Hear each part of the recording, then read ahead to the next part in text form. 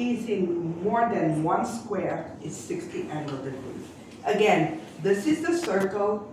I put one line here, one line here. This flap is in this square and this square. It means that right away I need to cover it. If the line was only in one square, you don't need to cover it. So you have to be practical because you have to think, when people say, you know, the rules, 60 angle degrees, when I'm in a case, I don't have time to measure 60 angle degrees. There should be tips that you have to do it in your mind quickly. Oh yeah, it's touching more than 2 squares, so I'll cover it. For 2 reasons, I'll cover this one, because it's touching the media and it's touching 2 squares. In case of doubt, what I call doubt is, it's not reaching the media, but it's 4 millimeters length. Should I cover it? Shouldn't I cover it? The best way to know, wait a few minutes, depending on what you want to wait. 4 minutes, 5 minutes, 10 minutes, 2 minutes, and re-IVUS. When you wait, before waiting, you measure the minimum lumen area. When you measure the minimum lumen area, you wait after 5 minutes, you remeasure. If that lumen area becomes smaller, it means it will get worse. And we had a lot of cases in my hospital. We were not sure, we waited, and it was stable, we got the same measurement, or it got worse, then we cover it. But not everything needs to be covered. For example, with OCT will show you any tiny dissection. You don't need to cover that, okay? Length, how do you measure? I'm sure you Length is in the longitudinal view. Unfortunately, I don't have it here, but in the longitudinal view, I go where the dissection starts, I bookmark, and I go where the dissection disappears, and I bookmark and I measure that. And if it's more than 3 millimeters, usually I cover it.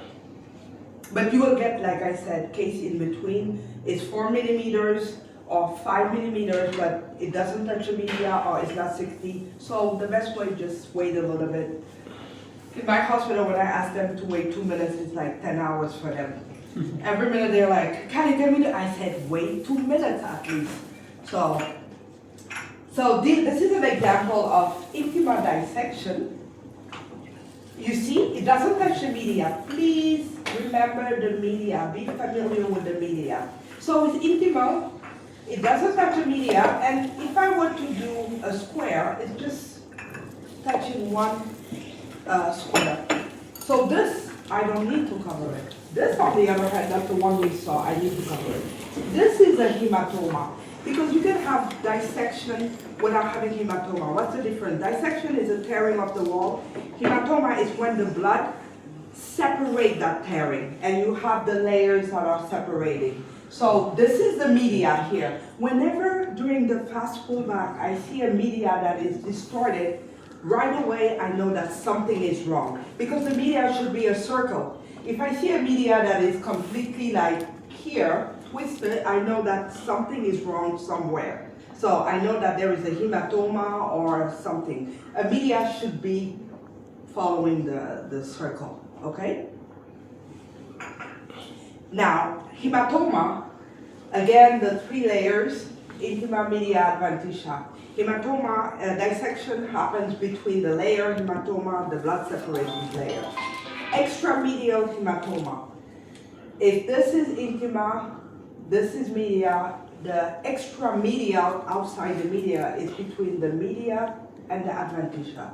This is the case before the perforation.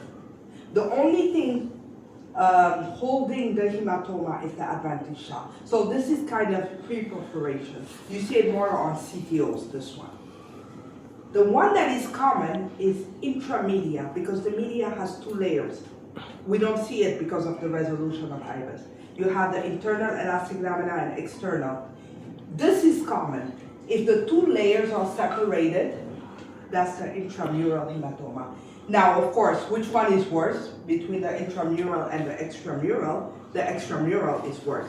But this, if this is significant, anything that compromises the flow, you have to stent it. Meta position again. You have the stent and you have the blood speckle behind.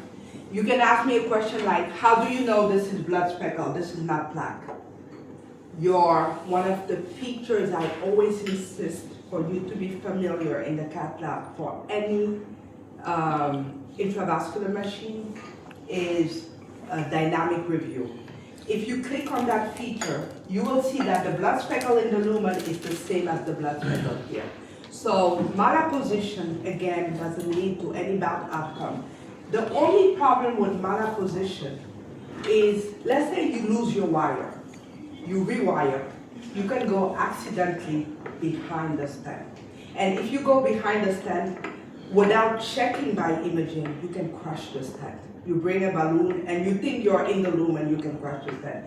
That's the only problem of malapposition. So if you lose your wire, or a patient comes to you and has a malapposition from a previous procedure, before you do anything, please image and make sure you are in the lumen. Okay?